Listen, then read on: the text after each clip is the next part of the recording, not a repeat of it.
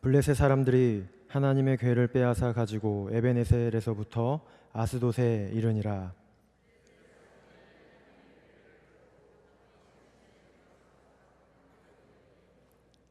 아스돗 사람들이 이틀날 일찍이 일어나 본즉 다곤이 여호와의 궤 앞에서 엎드러져 그 얼굴이 땅에 닿았는지라. 그들이 다곤을 일으켜 다시 그 자리에 세웠더니 그 이튿날 아침에 그들이 일찍이 일어나 본즉 다곤이 여호와의 궤 앞에서 또다시 엎드러져 얼굴이 땅에 닿았고 그 머리와 두 손목은 끊어져 문지방에 있고 다곤의 몸뚱이만 남았더라. 그러므로 다곤의 제사장들이나 다곤의 신전에 들어가는 자는 오늘까지 아스돗에 있는 다곤의 문지방을 밟지 아니하더라. 여호와의 손이 아스돗 사람에게 엄중히 더하사 독한 종기의 재앙으로 아스돗과 그 지역을 쳐서 망하게 하니 아스돗 사람들이 이를 보고 이르되 이스라엘의 신의 궤를 우리와 함께 있지 못하게 할지라.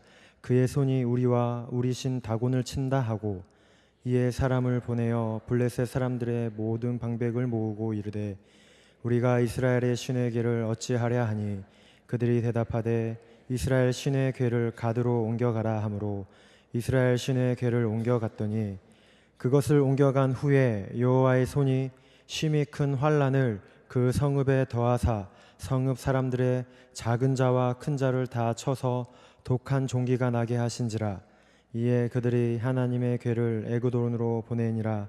하나님의 궤가 에그론에 이른즉 에그론 사람이 부르짖어 이르되 그들이 이스라엘 신의 궤를 우리에게로 가져다가 우리와 우리 백성을 죽이려 한다 하고 이에 사람을 보내어 블레셋 모든 방백을 모으고 이르되 이스라엘 신의 궤를 보내어 그 있던 곳으로 돌아가게 하고 우리와 우리 백성이 죽임 당함을 면하게 하자 하니 이는 온 성읍이 사망의 환란을 당함이라.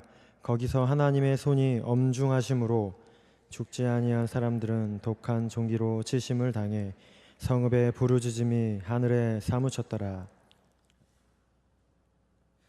지난 시간에 우리는 이스라엘의 대제사장 엘리가 죽고 또 엘리의 며느리 또 아기를 낳아 그 이름을 이가봇이라 이렇게 지은 후에 죽는 장면을 보았습니다. 그리고 하나님의 임재를 상징하고 하나님의 영광인 법궤는 할례받지 못한 블레셋에게 빼앗겼습니다. 지도자도 죽고 법궤도 블레셋에게 빼앗긴 상태에서 며느리가 죽으면서 말한 이가봇, 이 뜻은 지금 이스라엘의 상황과 영적 상태를 그대로 반영한 말입니다. 하나님의 영광이 없다라는 그런 아주 이스라엘의 심각한 상태를 고발하는 그런 말이었습니다. 하나님의 마음을 알고 회개하며 하나님의 영광을 받들어 섬길 지도자가 무너졌습니다. 하나님의 임재를 상징하는 법궤도 성전에서 모시고 섬겨야 하는데 이스라엘의 이기적이고 잘못된 신앙으로 인해서 허탈하게 빼앗겼습니다.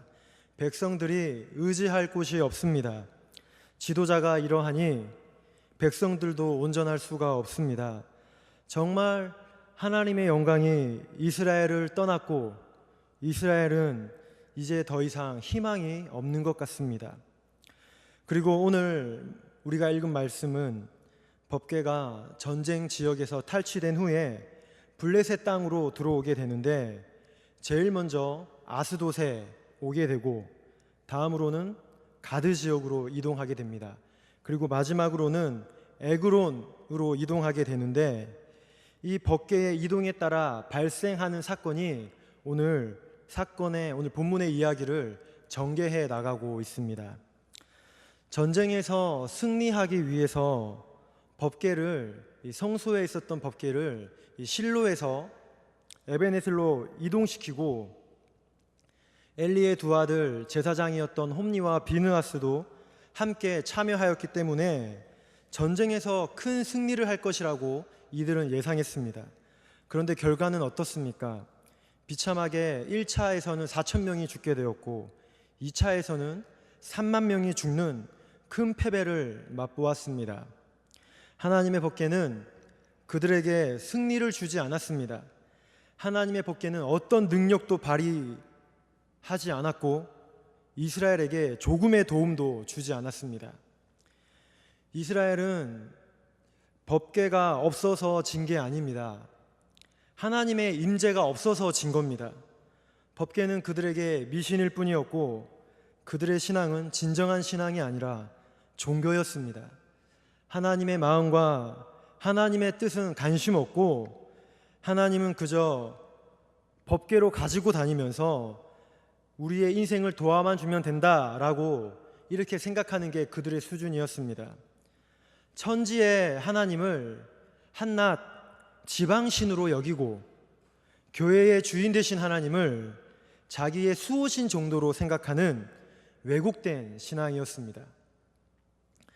그렇게 하나님의 거룩과 하나님의 영광을 받아들일 만한 그것을 받들 만한 준비도 없고 능력이 안 되니 하나님의 법궤는 그들에게 아무런 도움을 줄 수 없습니다. 그리고 법궤는 블레셋으로 오게 되는데 신기하게도 이스라엘과 함께 있을 때는 아무런 능력을 나타내지 않았던 법궤가 이방 땅인 이 블레셋에 들어오자 하나님만이 유일한 신이시고 모든 신은 다 우상이며 거짓이고 하나님만 경배받아야 될 분이시라는 것을 이방 땅에서 하나님께서 스스로 이렇게 드러내고 있습니다. 이스라엘과 함께 있었던 법궤는 아무런 능력이 없었는데 블레셋에 홀로 법궤가 있을 때는 이 법궤가 홀로 하나님의 이름을 높이고 있습니다. 법궤를 빼앗긴 것은 하나님께서 수치와 조롱을 받더라도 이스라엘을 고치기 위해 스스로 낮아지셔서 멸시를 받은 것인데 블레셋 땅에서 이스라엘이 보지 못하는 그런 상황 가운데서도 오늘 하나님은 스스로를 위해 일하시고 당신의 거룩을 유지하시며 당신의 계획을 준비하고 있습니다. 사람의 실패나 사람의 죄가 결코 하나님의 거룩과 하나님의 열심을 막을 수 없습니다. 저는 오늘 여러분과 함께 이 블레셋 땅에 이제 법궤가 들어오게 되었는데 법궤가 아스돗 그리고 가드, 에그론으로 이동하는 이런 과정을 보면서 하나님께서 어떻게 스스로 영광을 취하시는지 살펴보겠습니다. 거룩하신 하나님의 손이 어떻게 우리를 고치기 원하시고 새롭게 하기 원하시는지 그 하나님의 손의 능력을 깨닫는 그런 귀한 시간이 되기를 바랍니다. 오늘 법궤가 제일 먼저 도착한 곳은 아스돗입니다. 블레셋은 도시 연맹체입니다. 5개의 도시로 이루어진 그런 도시 연맹체인데 블레셋은 법궤를 전쟁 지역에서 가장 가까운 도시가 있음에도 불구하고 블레셋 지역에서 한 중앙에 위치한 이 아스돗으로 제일 먼저 법궤를 가지고 옵니다. 왜냐하면 이곳에는 블레셋이 섬기는 다곤이라는 그런 신전이 있었기 때문이고 또 이 지역이 5도시 중에 종교와 정치의 그런 중심지 역할을 했기 때문에 비록 거리가 좀 멀었지만 그 법궤를 아스돗으로 이동했습니다. 탈취한 법궤를 이제 다곤 신전 옆에 둡니다.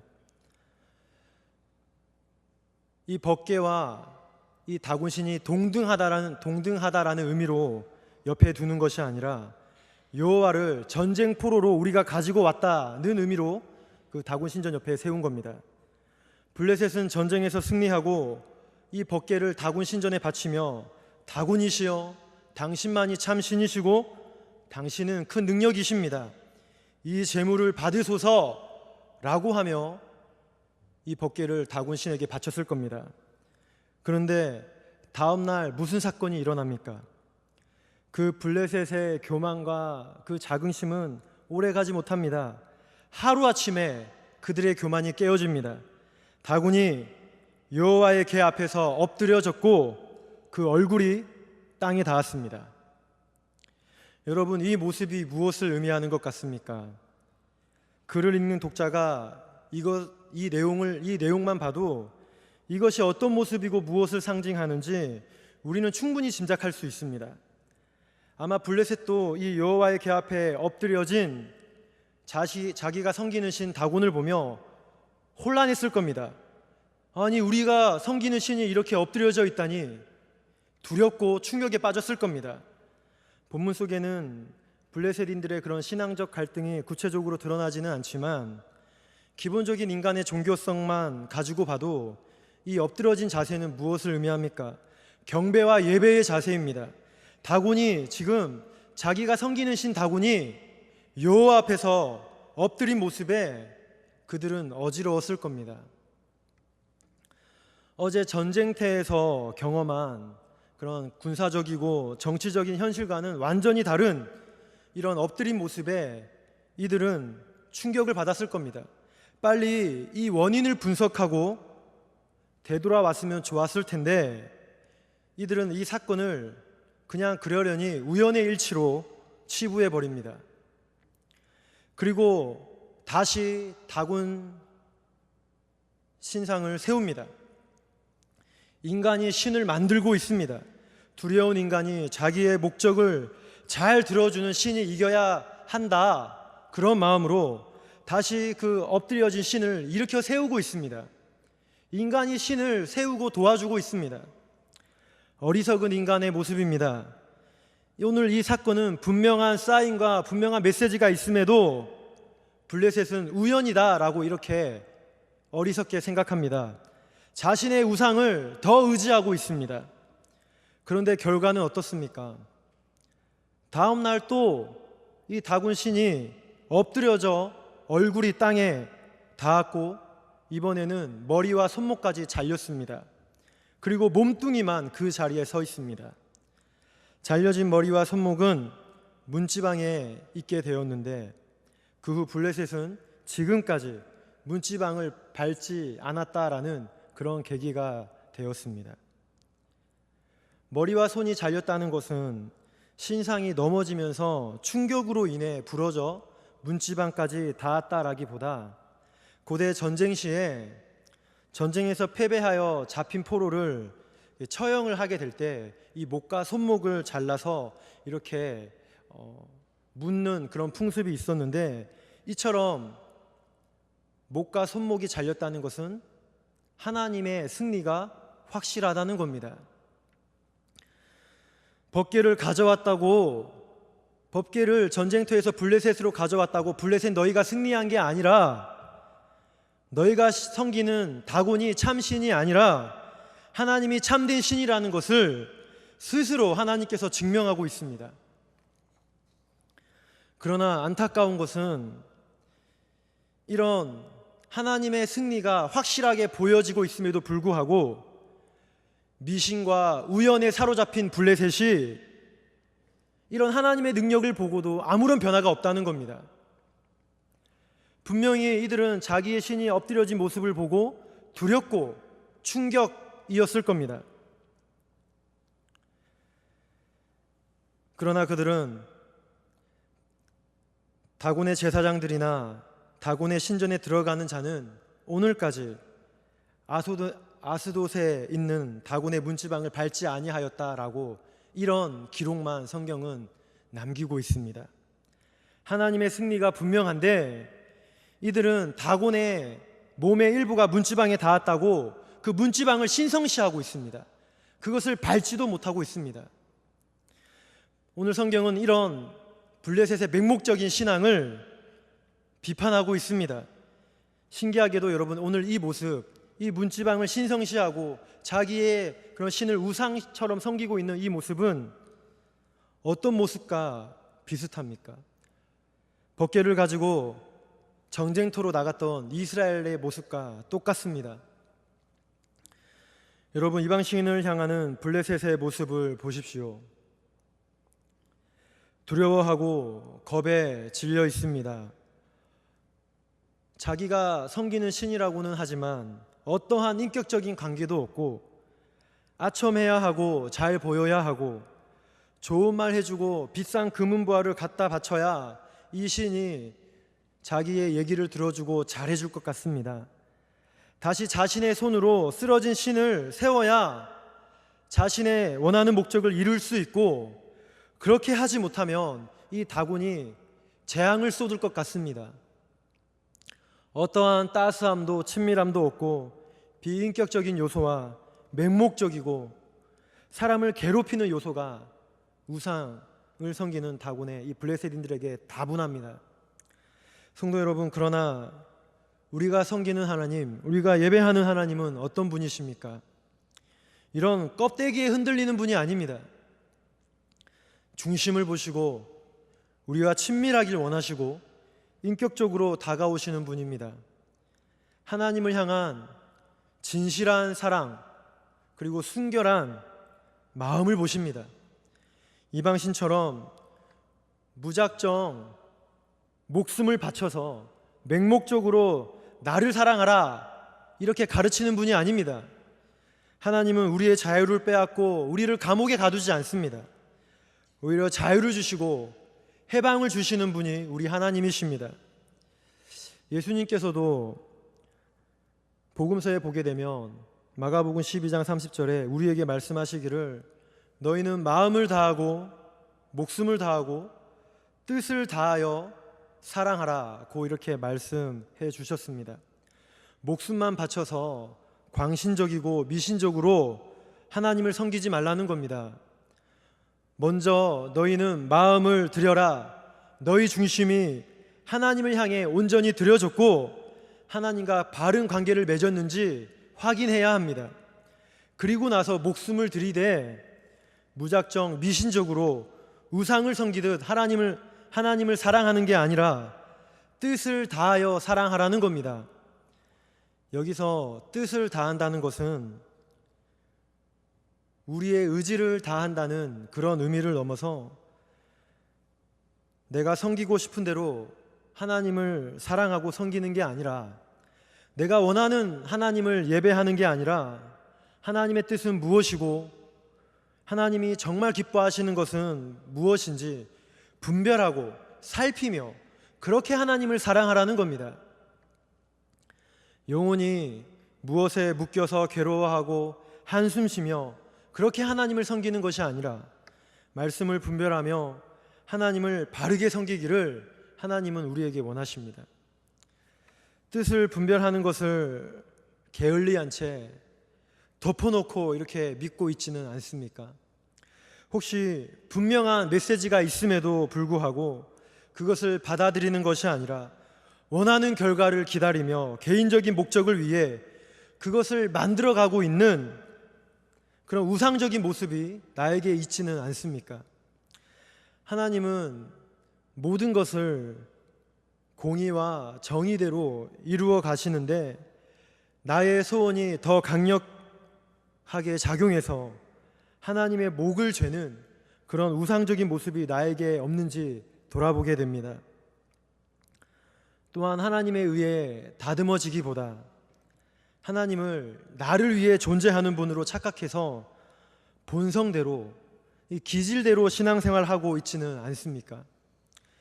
말씀이 칼날이 되어 나를 해부하고 순종의 사람으로 만들어야 하는데 정작 나의 기질이 칼날이 되어 본성대로 신앙생활하고 있지는 않습니까?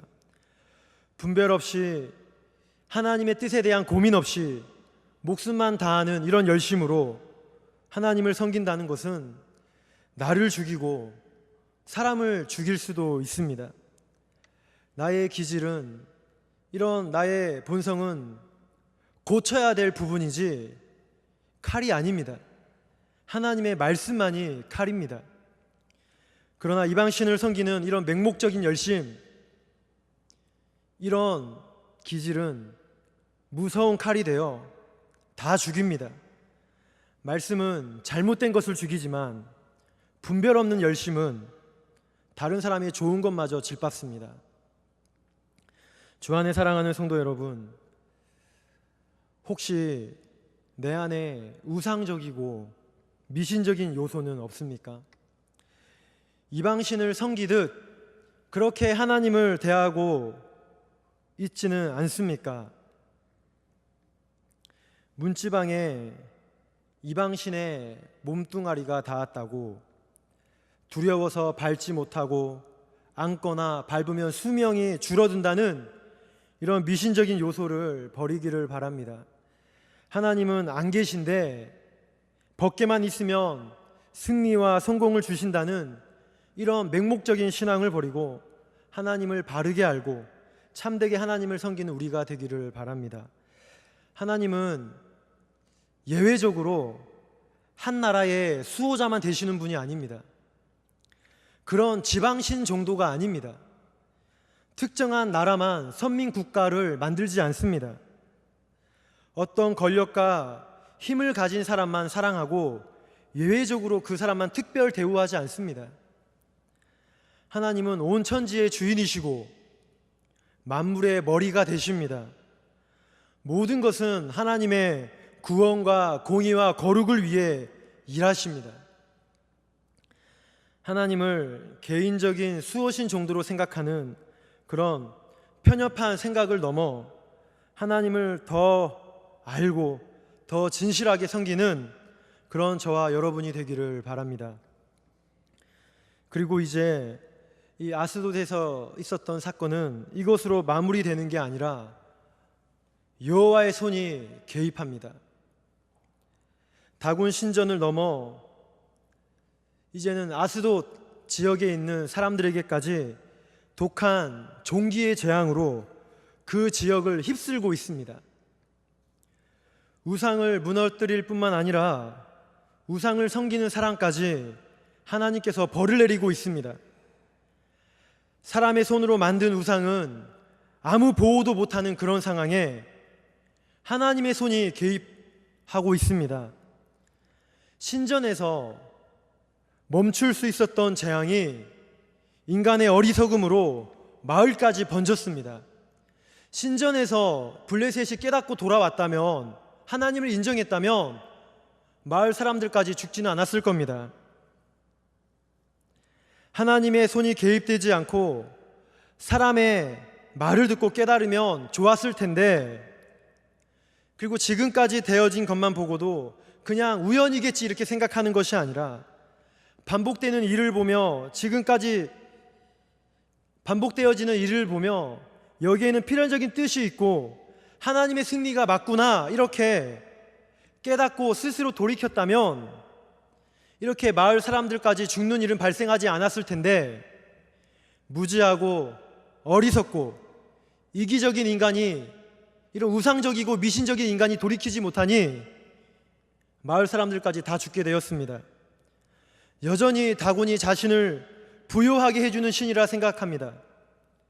그때 하나님의 손이 개입합니다. 그러면 돌이킬 방법이 없습니다. 하나님의 손은 사람의 손과 비교할 수 없습니다.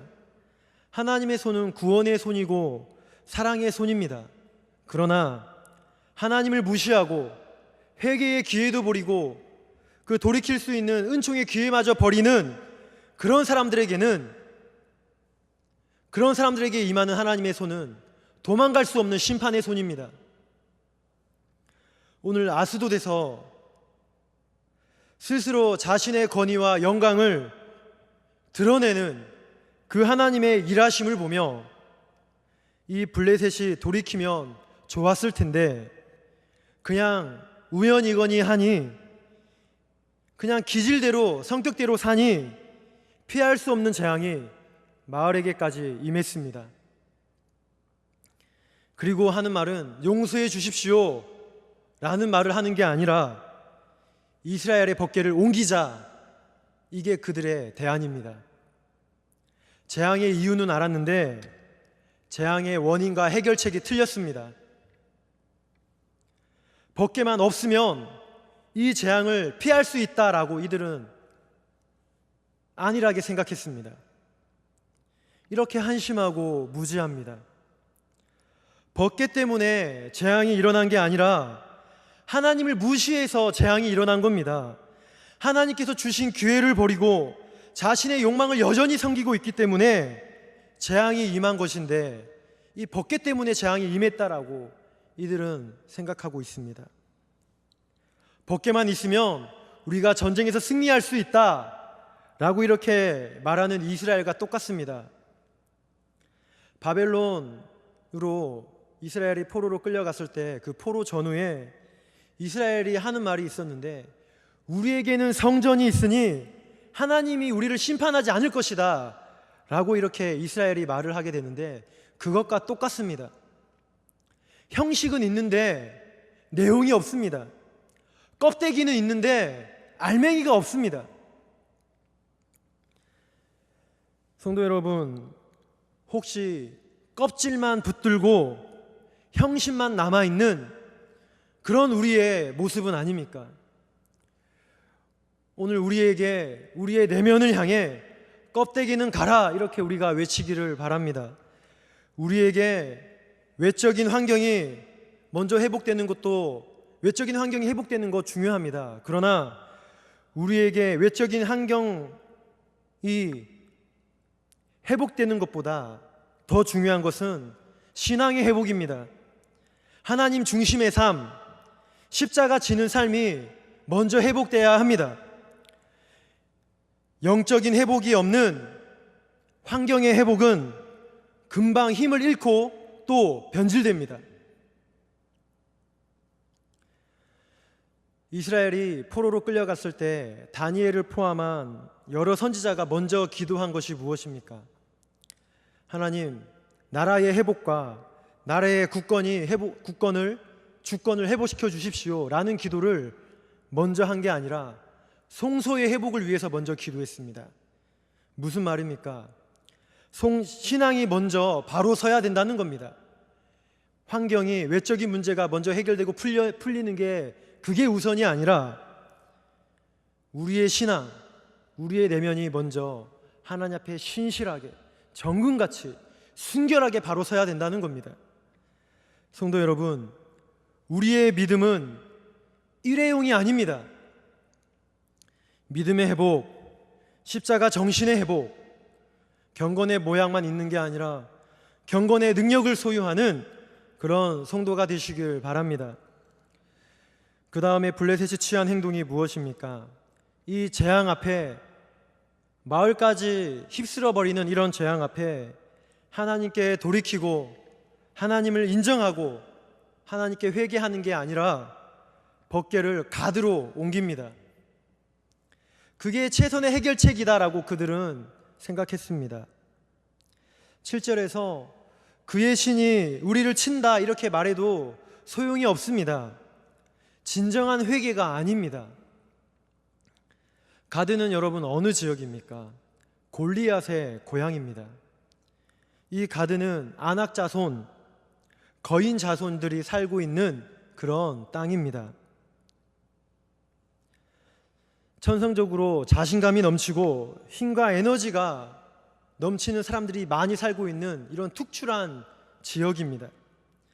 그래서 가드로 이렇게 법궤를 옮기자라고 이렇게 말한 것은, 여전히 아스돗에서 있었던 사건은 여전히 우연일 뿐이고 미신이고, 그래서 가드로 옮기면 가드는 힘센 사람들이 더 많이 살고 있고 더 강한 신이 있으니 우리가 여호와를 이길 수 있을 것이다 라고 그들은 어리석게 그렇게 생각합니다. 그래서 가드로 법궤를 옮겼습니다. 그런데 결과는 어떻습니까? 여호와의 손이 그 가드 지역을 심히 큰 환란으로 덮습니다. 작은 자나 큰 자나 다 하나님의 손이 그들을 치십니다. 그러나 그럼에도 블레셋이 하나님을 인정하고 돌아오지 않습니다. 회개하지 않습니다. 여전히 법궤 때문에 이렇게 일어난 일이라고 그렇게 생각하고 있습니다. 그리고 그들이 취한 행동은 이제 에그론으로 법궤를 옮깁니다. 그리고 뒤늦게 방백들을 모아서 내리는 결정은, 에그론에 있는 사람들이 슬피 울며 부르짖으니 죽음을 면하기 위해 이 법궤를 보내자, 원래대로 법궤를 보내자, 이게 그들의 방법이었습니다. 병의 근원을 고치는 치유책이 아닙니다. 하나님을 인정하고 돌아오는 게 그 하나님 앞에 엎드리는 그런 다곤 신이 처음에 아스돗에서 엎드려 경배했던 것처럼 그게 해결책인데 그걸 보여줘도 모르고 그냥 법궤를 보내자는 겁니다. 미봉책입니다. 여전히 이방신을 붙드는 마음, 자신이 원하는 바를 버리지 않고 법궤만 버리면 된다는 겁니다. 말씀의 결론을 맺겠습니다. 성도 여러분, 여호와의 손이 임했습니다.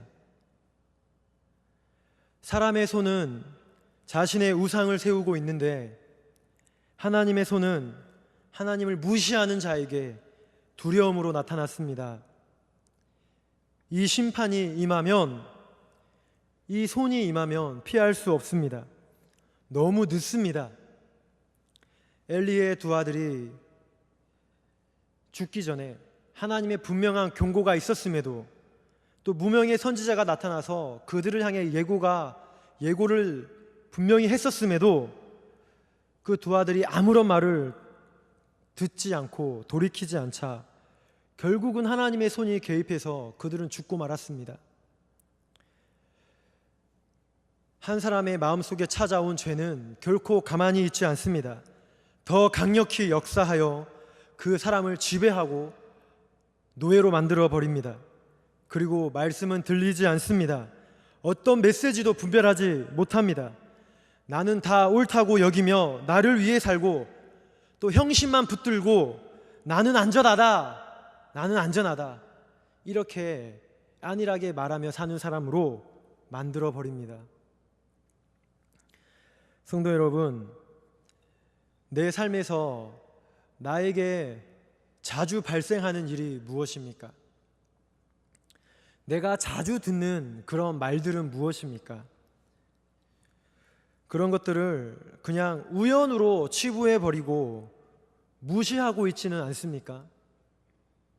내가 원하는 게 따로 있으니, 내가 간절히 원하는 목적이 다른 데 있으니 그런 것은 나와 맞지 않다라고 이렇게 우연으로 그냥 우습게 여겨버리고 있지는 않습니까?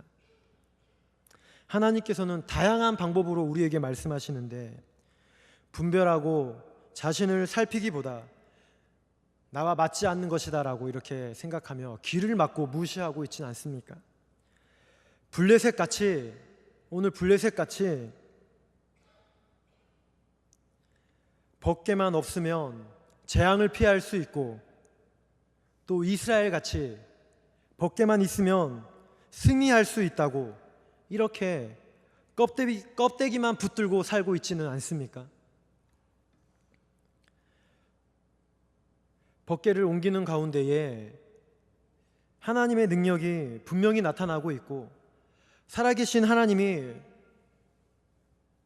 분명하게 이렇게 보이고 있음에도 불구하고 블레셋처럼 못 본 척하고 있지는 않습니까?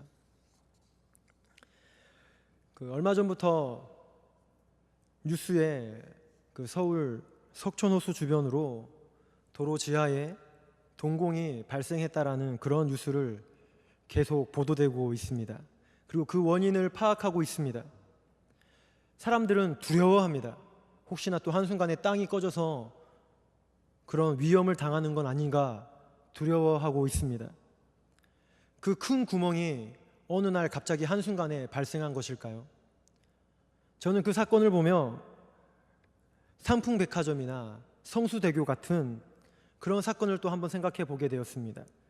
순식간에 그런 한국을 경악하게 한 그런 큰 사건, 한순간에 무너진 게 아닙니다. 큰 사고는 작은 사인을 무시하고 그것을 반복적으로 묵인할 때 어느 날 나도 모르게 발생하는 겁니다. 한순간에 밀려오면 걷잡을 수 없습니다. 큰 병도 작은 조짐을 무시하고 그렇게 그냥 살다가 어느 날 갑자기 터져서 커지는 것처럼 큰 일이 일어나기 전에는 작은 사인들이 있습니다. 신앙도 마찬가지입니다. 어느 예고된 날에 신앙이 무너지고 하나님의 손이 직접 개입하는 게 아닙니다. 나는 하나님을 안다. 남들 하고 있는 거 나도 다 하고 있다. 라고 그렇게 생각합니다. 그러나 진정한 영적인 은혜와 경건의 능력이 있습니까? 내가 다시 돌이켜 보아야 할 부분은 없습니까? 특별한 일이 없는데도 사소한 예배의 불참석의 그런 반복, 생각 없이 습관적으로 드리는 무감각하고 무감동한 그런 마음 없는 예배의 반복, 기도 없이 하나님을 의식하지 않고 하루를 시작하고 마감하는 그런 일상의 삶, 그런 반복, 말씀 없는 삶의 연속, 이런 반복들이 혹시 하나님께서 나에게 보여주시는 그런 사인이고, 또 그 외에 하나님께서 나에게 지금 보여주고 있는 그런 메시지들은 무엇입니까? 주님의 심판의 손이 임하기 전에 주님의 사랑의 손으로 우리를 회복시켜 주시고 새롭게 해주시는 은혜가 있기를 바랍니다. 법궤를 옮긴다고 해결되는 문제가 아닙니다. 근본적인 회개가 있어야 합니다.